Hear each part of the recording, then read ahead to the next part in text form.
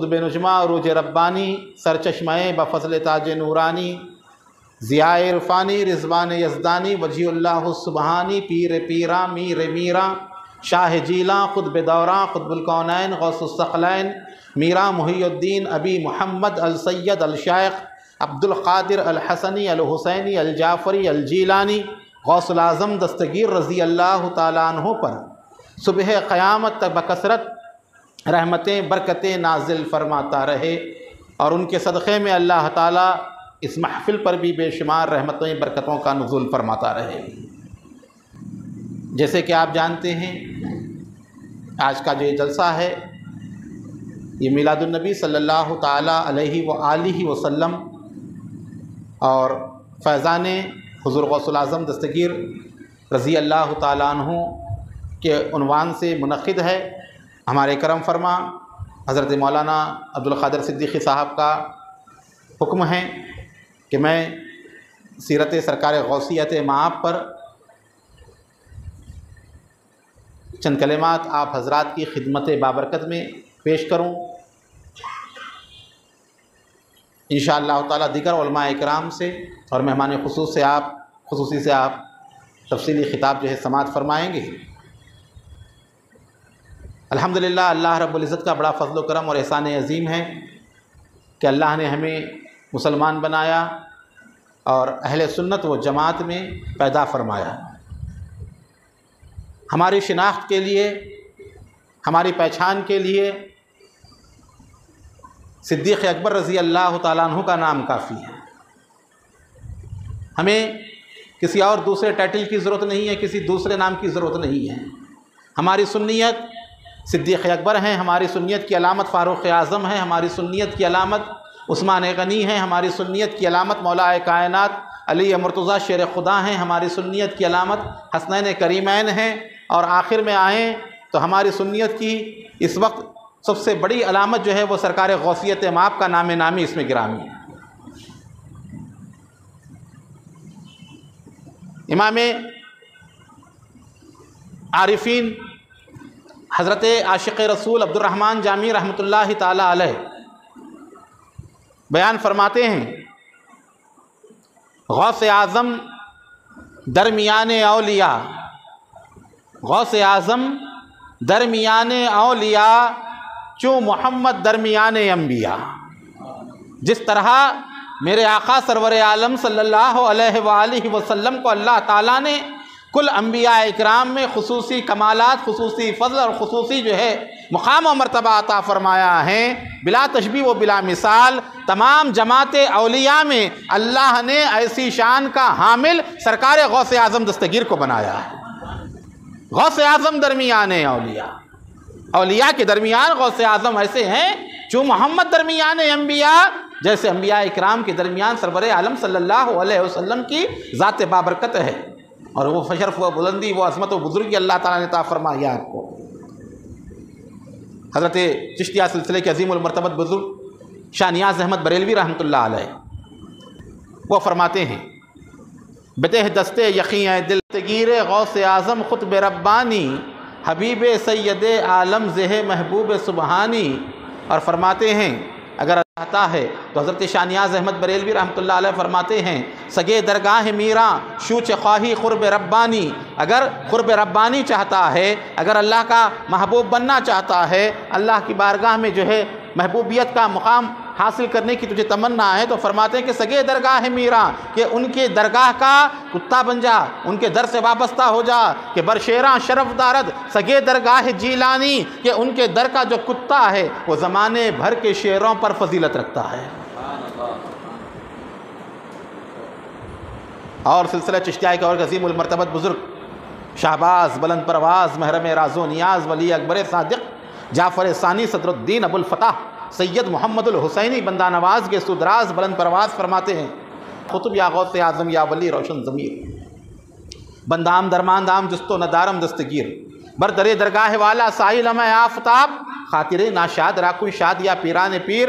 کہتے ہیں کہ یا غوث اعظم، یا خطب، آپ خطب بھی ہیں، اے خطب، یا غوث اعظم، آپ فریاد کے سننے والے بھی ہیں، فریاد رس بھی ہیں، دستگیر ہیں، دستگیری فرمانے والے ہیں، فرماتے ہیں کہ یا خطب یا غوث اعظم یا ولی روشن ضمیر، اور جو ولی ہوتا ہے وہ روشن ضمیر ہوتا ہے، دلوں کے احوال کو جانتا ہے۔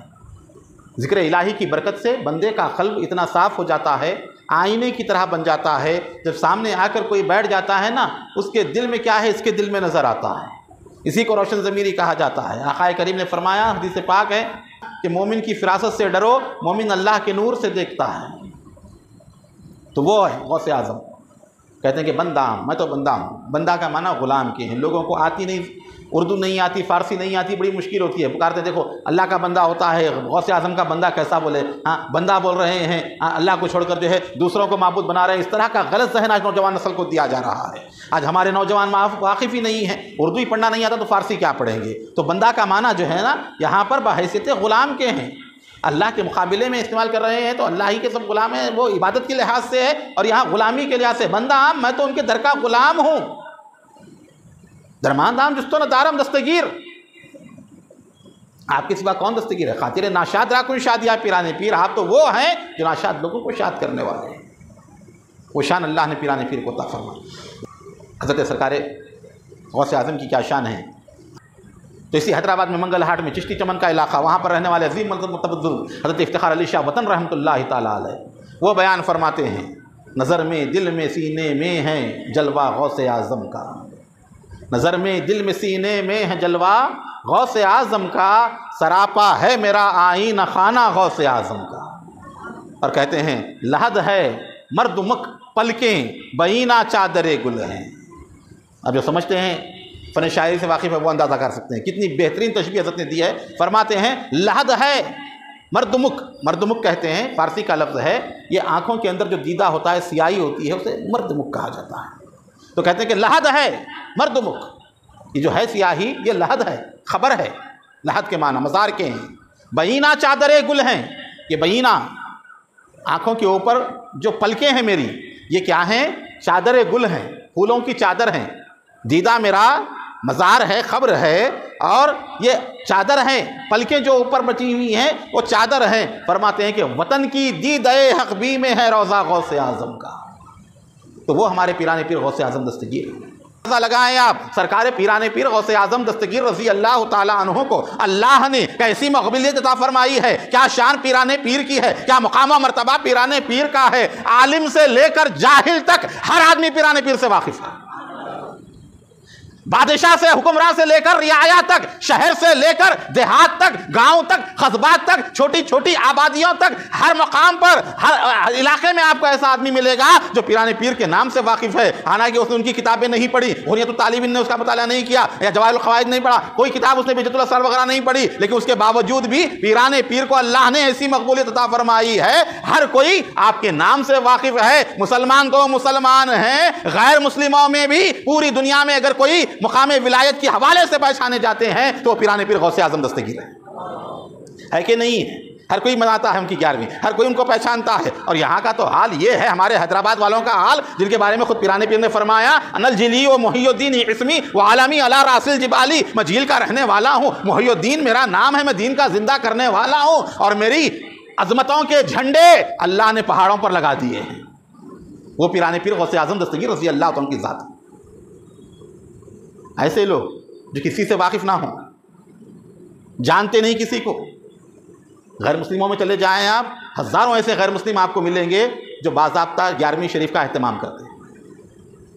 تو یہ من جانب اللہ کی مقبولیت ہے۔ حدیث پاک میں آتا ہے، سیاستہ کی روایت میں ہے، آقا کریم نے فرمایا اللہ تعالیٰ جب کسی بندے سے محبت کرتا ہے، جبرائیل کو بلا کر کہتا ہے کہ جبرائیل میں فلاں بندے سے محبت کرتا ہوں، تو جبرائیل بھی اس سے محبت کرتے ہیں۔ پھر حکم ہوتا ہے آسمانوں میں اعلان کرا دو اللہ اور جبرائیل فلاں بندے سے محبت کرتے ہیں، آسمان کی مخلوق اس سے محبت کرتی ہے۔ پھر زمین میں اعلان ہوتا ہے اللہ، جبرائیل، آسمان کے لوگ فلاں بندے سے محبت کرتے ہیں۔ جب یہ اعلان ہوتا ہے تو لوگوں کے دلوں میں خود بخود اس کی محبت آ جاتی ہے۔ سرکار غوث الثقلین میرا محی الدین شیخ عبد القادر جیلانی محبوب سبحانی رضی اللہ عنہ کی وہ ذات ہے کہ بلا لحاظ مذہب و ملت تمام لوگ حضرت سے وابستہ بھی ہیں، عقیدت بھی رکھتے ہیں، اور آپ کی نام سے نیاز کا بھی اہتمام کرتے ہیں، اور آپ کے نام مبارک کی برکتوں سے فیض بھی اٹھاتے ہیں۔ صرف مسلمانوں میں چند ایسے لوگ ہیں جو حضرت کے نام سے چڑھتے ہیں، صرف مسلمانوں میں چند ایسے لوگ ہیں جو حضرت کے نام لینا پسند نہیں کرتے، غوث اعظم کہنا پسند نہیں کرتے، ورنہ آپ دیکھیں گے مسلمان تو مسلمان، غیر مسلم بھی عقیدت و احترام کے ساتھ حضرت کی نیاز کا اہتمام کرتے ہیں۔ مجھے خود کئی مقامات پر جانے کے اتفاق ہوتا ہے، میں سنی ہوئی بات آپ کے سامنے نہیں کہہ رہا ہوں،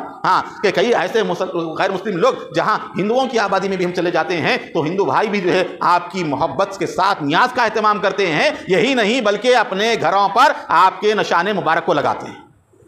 تو یہ مقبولیت اللہ تعالیٰ نے پیران پیر کو عطا فرمائی۔ کیوں عطا فرمائی؟ یہ کرامتوں کی وجہ سے صرف عطا نہیں فرمائی، یا آپ کے صرف خاندان کی وجہ سے عطا نہیں فرمائی، آپ نے دین کی وہ عظیم الشان خدمت انجام دی ہے کہ صبح قیامت تک کی اس کی مثال نہیں مل سکتی۔ حضرت پیران پیر غوث اعظم دستگیر 1000 سال سے تمام امت کے اولیاء کے امام مانے جاتے ہیں، تمام کے امام مانے جاتے ہیں۔ کیوں؟ کہ آپ کی سیرت کے 3 اہم پہلو ہیں۔ آپ کی پوری سیرت ہی جو ہے حضور کی سیرت کا آئینہ ہے۔ 3 خاص باتیں آپ کے بتاؤں کہ پیران پیر کو کیوں اتنی عظمت ملی ہے، اور پیران پیر کا کارنامہ کیا ہے۔ جہاں پیران پیر کا نام آتا ہے وہاں کرامتیں خود بخود لوگوں کے ذہنوں میں آ جاتی ہیں۔ کئی کرامتیں جانتے ہیں لوگ، کشتی کو آپ نے جو ہے نکال دیا، تیرا دیا، مردوں کو زندہ کر دیا، بے شمار کرامتیں ہیں، اس کی انتہا نہیں۔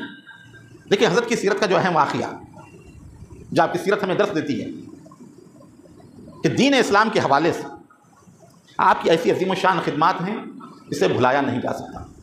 حدیث مبارکہ میں آتا ہے، حضور نے فرمایا 4 صدی ہجری کے بعد میری امت پر ایک چکی چلے گی ظلم کی، اس میں پیسے گی امت، اگر وہ اس سے بچ جائے گی تو اللہ تعالیٰ پھر اسے استقامت عطا فرمائے گا۔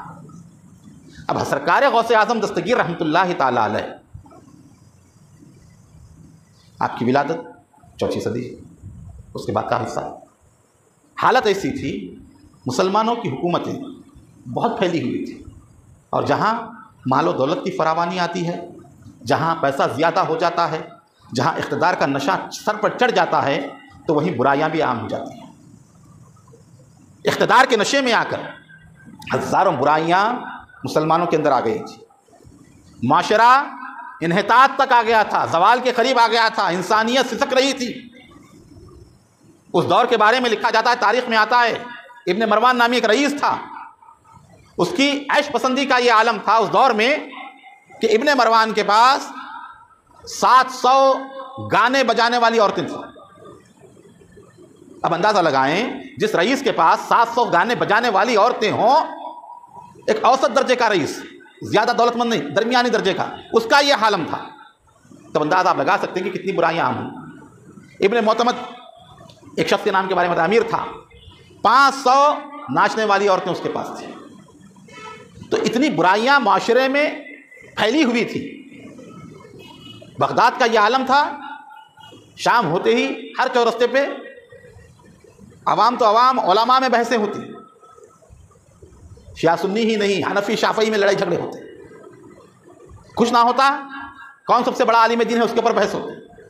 یہ انحطاط اور ایسی چیزیں مسلم معاشرے میں تھیں۔ تب اللہ رب العزت نے پیران پیر غوث اعظم دستگیر کو دنیا میں بھیجا، آپ تشریف لائے۔ آپ کی سیرت کا سب سے پہلا باب وہ ہے دین پر استقامت، دین پر خود کیسا جمے رہے، کیسی مضبوطی سے آپ نے دین کی تعلیمات پر عمل کیا۔ آپ سبھی جانتے ہیں، مشہور واقعہ ہے، جب پیدا ہوئے آپ 1 رمضان المبارک، پیدا ہوتے ہی آپ نے روزوں کا اہتمام کیا، یہ تاریخ بتاتی ہے۔ 1 مہینہ گزر گیا، 29 تاریخ آئی، چاند نظر نہیں آیا، لوگوں کو تردد تھا چاند دکھا یا نہیں دکھا۔ آپ کے گھر آئے اور آپ کی والدہ ام الخیر رحمۃ الجبار حضرت بی بی فاطمہ سے پوچھا کہ چاند نظر آیا کہ نہیں آیا، عید کریں یا روزہ رہیں؟ تو آپ کی والدہ نے کہا کہ میرے بیٹے عبدالقادر نے صبح سے دودھ نہیں پیا ہے، لہٰذا روزہ رکھو، آج چاند نظر نہیں آیا، 30واں دن ہے۔ اب اندازہ لگائیں آپ استقامت کیسی ہے شریعت کے اوپر۔ روزہ فرض کب ہوتا ہے؟ جب مسلمان عاقل ہو جائے، بالغ ہو جائے، تب اس کے اوپر روزہ فرض ہے۔ پیدا ہونے والے بچے پہ روزہ فرض نہیں، چھوٹے بچے پہ روزہ فرض نہیں۔ لیکن پیرانے پیر روزے کا اہتمام فرما رہے ہیں. پیدا ہوتی دنیا والوں کو بتا رہے ہیں کہ لوگوں میں دنیا میں آیا ہوں اس لیے آیا ہوں کہ اپنے نانا جان کے دین پر خود عمل کرتے ہوئے لوگوں کو درس دو، جبکہ فرض نہیں ہے پھر بھی آپ اہتمام فرما رہے ہیں. اور یہی غوث اعظم کی شان معلوم ہوتی ہے. بچے کو آپ لے جا کر مدرسے میں ڈالتے ہیں، ناظرہ پڑھتا ہے، حفظ کرتا ہے، عالم بناتے ہیں. 16-17 سال کسی مدرسے میں پڑھنے کے بعد بچہ قابل ہوتا ہے.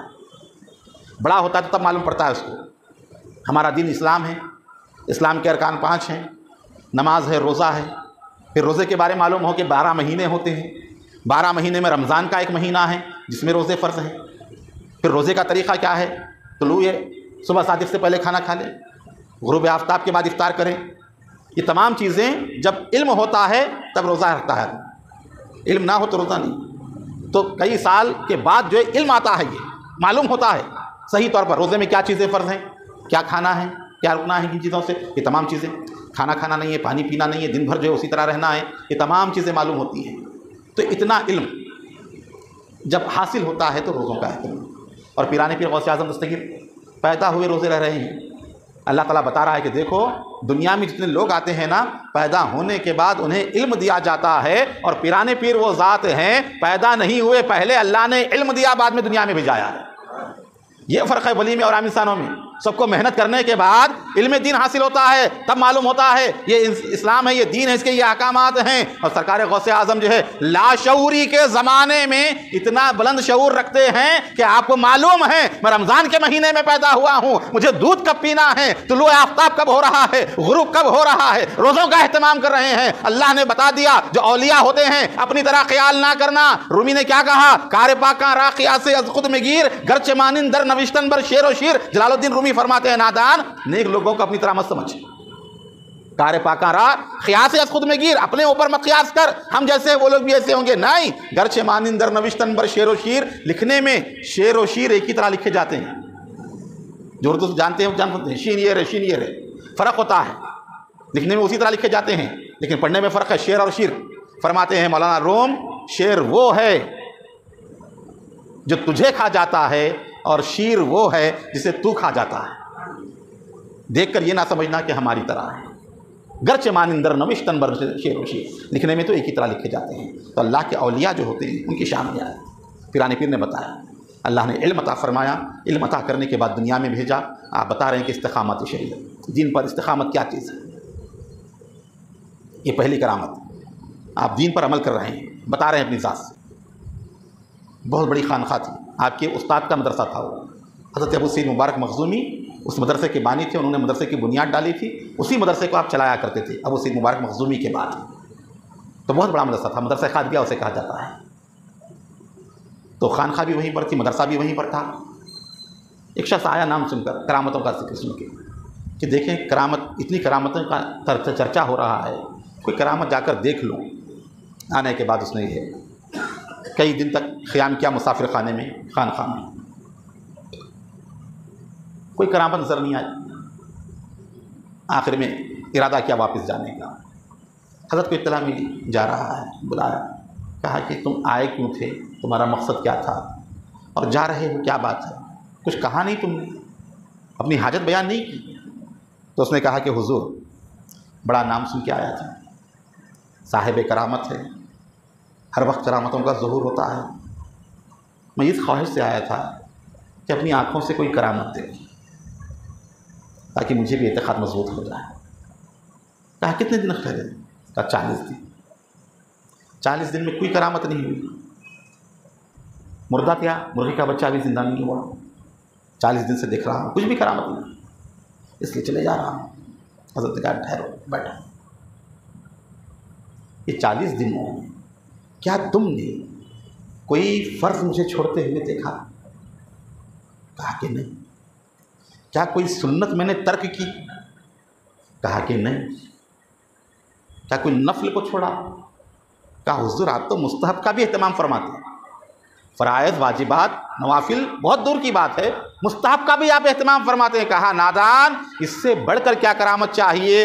آدمی دین کے اوپر عمل پیرا ہو جائے، یہی سب سے بڑی کرامت ہے. الاستقامت و فوق کرامت کہا گیا. استقامت، دین پر ڈٹے رہنا کرامت پر فوقیت رکھتا ہے. تو معیار کیا ہے؟ استقامت ہے دین پر. آج ذہن الگ بنا ہوا ہے. کوئی چمکار ہوتا ہے تو کسی کے پیچھے چلے جاتے ہیں, کوئی کچھ ہو جاتا ہے تو انہوں نے ایسا کر دیا, انہوں نے ایسا کر دیا. یہ نہیں دیکھتے کہ ان کا کردار کیا ہے, شریعت کے اوپر کتنا عمل کر رہے ہیں. ایسے لوگ جو کھلے عام شریعت کی مخالفت کرنے والے, 10 انگوٹیاں پہننے والے, مالے پہننے والے, زیور پہننے والے, ہاں, ایسے لوگ جو کھلے عام شریعت کی خلاف ورزی کر رہے ہیں, لوگ ان کو اللہ کا ولی سمجھ رہے ہیں. تو اللہ کا ولی تو وہ ہے جو شریعت مطہرہ کے اوپر عمل کرے, استقامت سے رہے دین کے اوپر. تو آپ کی زندگی استقامت سے تعلق. پھر دوسرا اہم پہلو آپ کی زندگی کا وہ ہے تجدید دین. اسلام کی جو تاریخ ہے, ہر 100 سال میں ایک مجدد اللہ تعالیٰ پیدا فرماتا ہے. ہمارے پاس ذکر میں بھی انوار اللہ فاروقی بانی جامع نظامیہ مجدد کہلاتے ہیں. شمالی ہندوستان میں امام احمد رضا فاضل بریلوی کو مجدد کہا جاتا ہے. تو ہر 100 سال میں مجدد پیدا ہوتا ہے. تو جتنی تاریخ ہے مجددین کی, امام شافعی رضی اللہ عنہ سے لے کر آپ کے بعد 600 سال تک جتنے مجددین ہوئے, پھر اس کے بعد جتنے مجددین ہوئے جنہوں نے دین کی تجدید کی, ان تمام مجددین میں, تمام علماء میں, تمام صوفیاء میں تنہا پیران پیر غوث اعظم رحمۃ اللہ تعالیٰ علیہ ہیں جو صرف مجدد نہیں, مجدد دین نہیں, بلکہ محی الدین کہلائے. دین کو زندہ کرنے والے. ہر کوئی دین کی تجدید کرتے رہے, اس کے اندر جو چیزیں داخل ہو گئی تھیں ان کو نکالا اور اصلی حالت میں لوگوں کے سامنے پیش کیا. پیران پیر تنہا وہ ذات ہیں جنہیں محی الدین کا اعزاز اللہ کی طرف سے عطا ہوا. خود فرماتے ہیں, چند سیاحتوں کے بعد میں بغداد کو آ رہا تھا, جمعہ کا دن تھا, دوپہر کا وقت تھا. بغداد کے دروازے سے پہلے میں نے دیکھا ایک ناتوان کمزور شخص, زرد جس کا چہرہ ہے, پیلا, دبلا پتلا ہے, ہڈیاں نظر آ رہی ہیں, وہ لیٹا ہوا ہے اور آواز دے رہا ہے, اے عبد القادر مجھے سہارا دو, اے عبد القادر مجھے سہارا دو.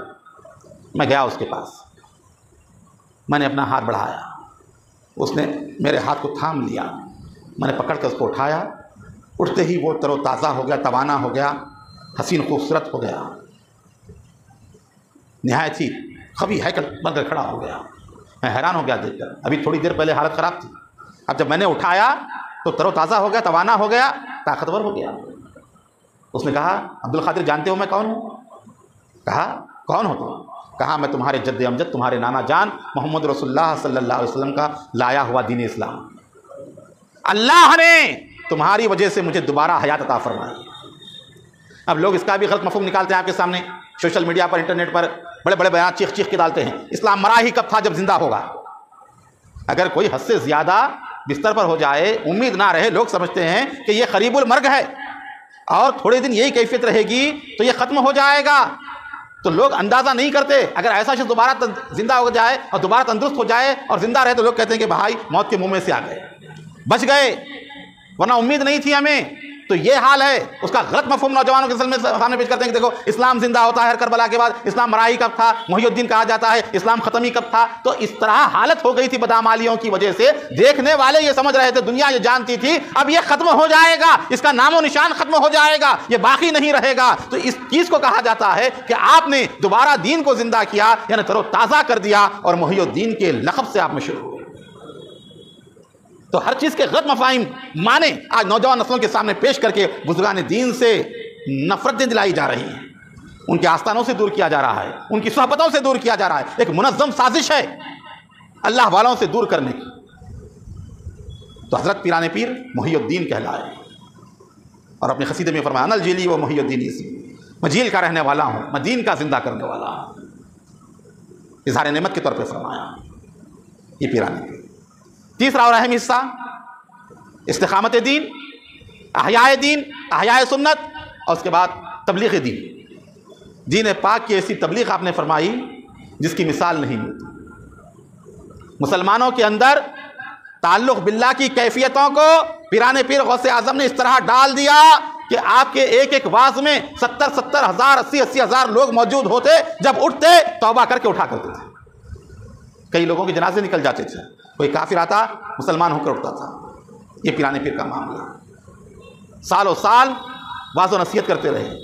جہاں جہاں اس زمین پر اولیاء اللہ تھے وہ تمام اولیاء اللہ اپنے اپنے مریدین کو لے کر حلقہ ڈال کر بیٹھتے اور اپنے مقامات پر رہ کر آپ کے بات سنا کرتے تھے۔ کئی ایسے واقعات ہیں، اگر واقعات بیان کر دیں تو جو ہے کرامتیں بیان کر دیں تو بہت وقت چلا جائے گا۔ تو پیران پیر غوث اعظم دستگیر نے جو تبلیغ دین متین کا فریضہ انجام دیا، نئی روح مسلمانوں کے اندر پھونکی۔ ہندوستان کے اندر جو اسلامی مسلم حکومت قائم ہوئی، یہ بھی پیران پیر کا فیضان، اور عالم اسلام کی سب سے بڑی حکومت مسلمانوں کی جو رہی، سب سے بڑی سلطنت جسے خلافت عثمانیہ کہا جاتا ہے۔ آج آپ دیکھتے ہیں انٹرنیٹ پر ارطغرل غازی سیریل بہت سارے لوگ واقف ہیں، دیکھتے ہیں، تو اس کے اندر جو بتایا جا رہا ہے، ابن عربی جو سلطنت عثمانیہ کے روحانی مربی تھے، جنہوں نے ارطغرل غازی کو صحیح سمت عطا کی، جذبہ اسلامی عطا فرمایا، نا امیدی کے دلدل سے نکال کر اس کو ایک عظیم کام کی طرف لگایا۔ پھر اس کے بیٹے غازی عثمان نے سلطنت عثمانیہ کی بنیاد ڈالی، مسلمانوں کی سب سے بڑی حکومت اور سب سے زیادہ چلنے والی حکومت وہ سلطنت عثمانیہ۔ اس کا جو بانی ارطغرل، اس کے جو روحانی مربی ہیں وہ ابن عربی ہیں۔ ابن عربی کون جانتے ہیں آپ؟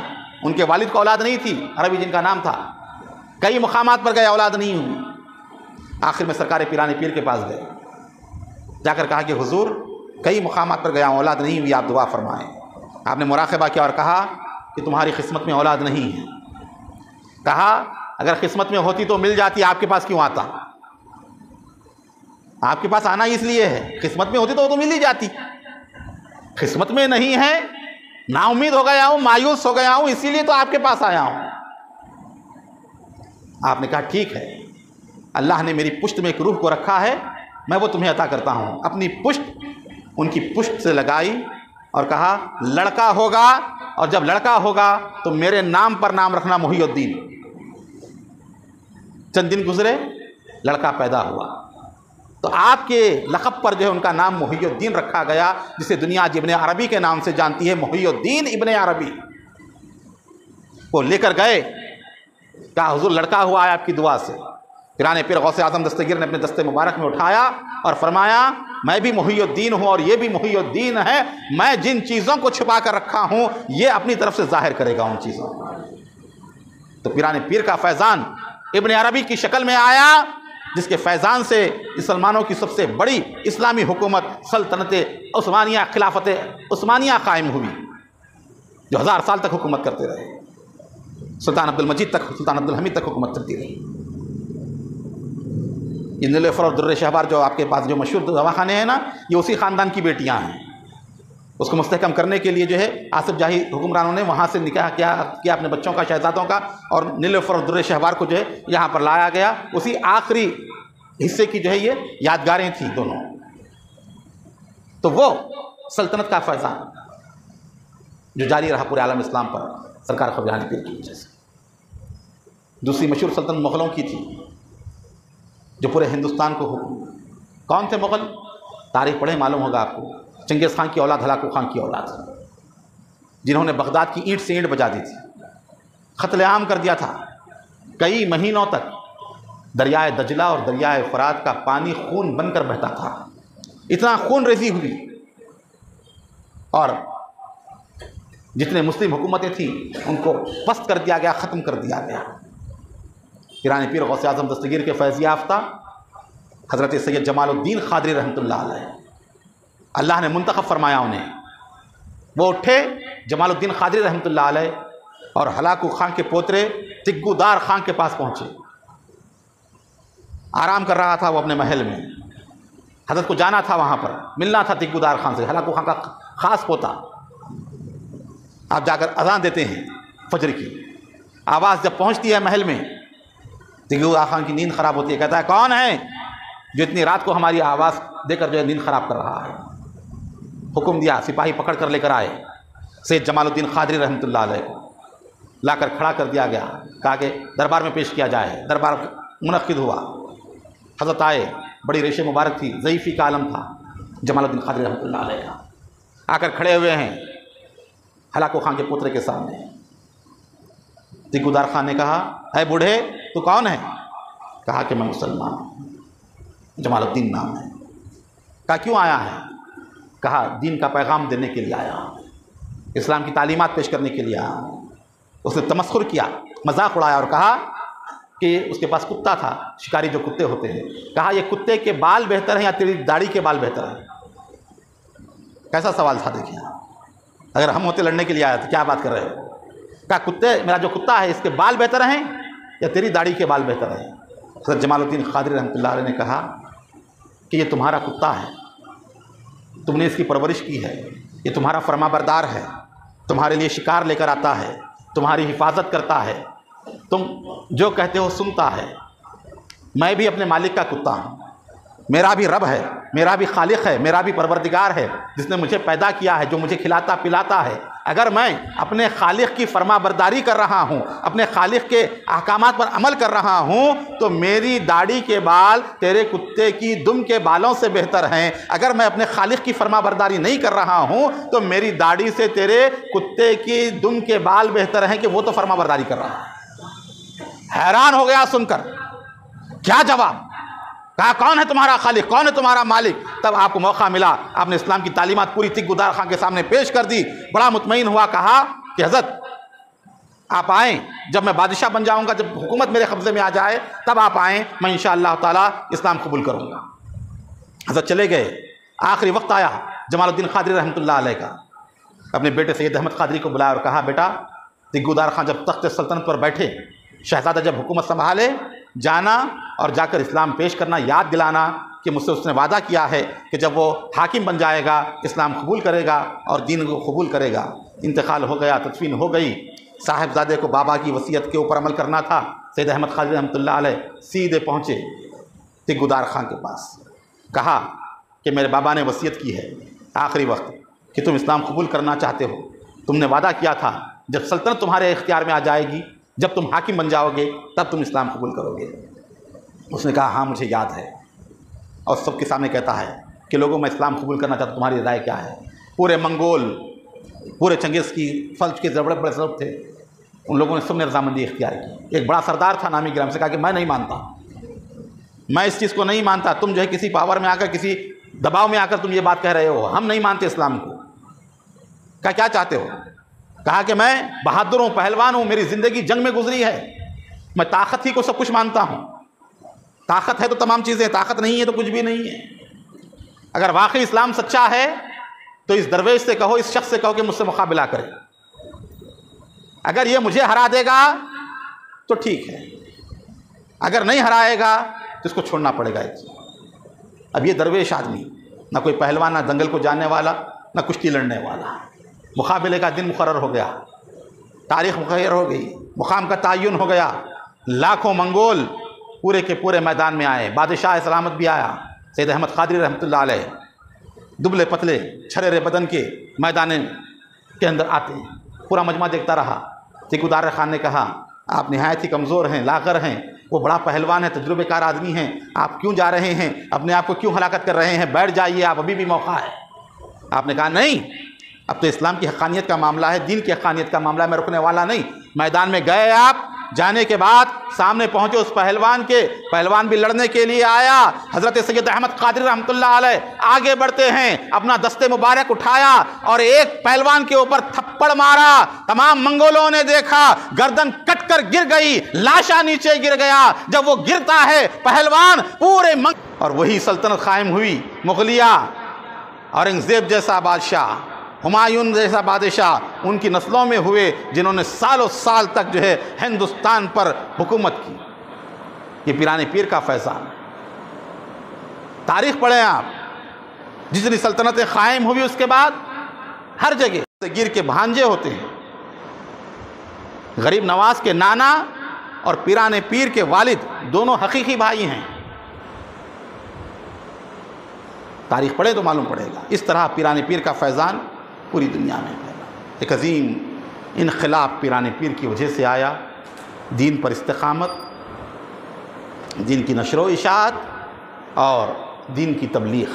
یہ سرکار غوثیت مآب رضی اللہ تعالیٰ عنہ کی زندگی کے وہ اہم پہلو ہیں جس کی وجہ سے آج بھی بلا لحاظ مذہب و ملت لوگوں کے دلوں میں آپ کی عقیدت ہے، آپ کی محبت ہے، آپ کا دبدبا، آپ کی شان اور آپ کی عظمت ایسی ہے کہ قیامت تک کے لیے امام مہدی علیہ السلام کے ظہور تک کے جو ہے سلطنت ولایت کی تاجدار آپ بنا دیے گئے۔ جب ظہور ہوگا امام مہدی آخر الزماں کا، تب تک آپ کی ولایت چلتی رہے گی اور تب تک جو ہے آپ کا نام زندہ و تابندہ رہے گا۔ جس کسی کو ولایت ملتی ہے آپ ہی کے وسیلے سے ملتی ہے، آپ ہی کے تصدق سے جو ہے ملتی ہے۔ اسی لیے مفتی اعظم حضرت شائخ صاحب قبلہ کے فرزند حضرت اشرف علی صاحب رحمۃ اللہ علیہ فرماتے ہیں، اشرف جو بڑھ گئی دل مستر کی بے کلی، چلا اٹھا کے خود بیدی انت سیدی، بغداد سے کسی کے کرم نے صدا یہ دی، الصالحون للہ والطالعون لی۔ وہ سرکار پیران پیر غوث اعظم ہیں، فرماتے ہیں جتنے گناہ گار ہیں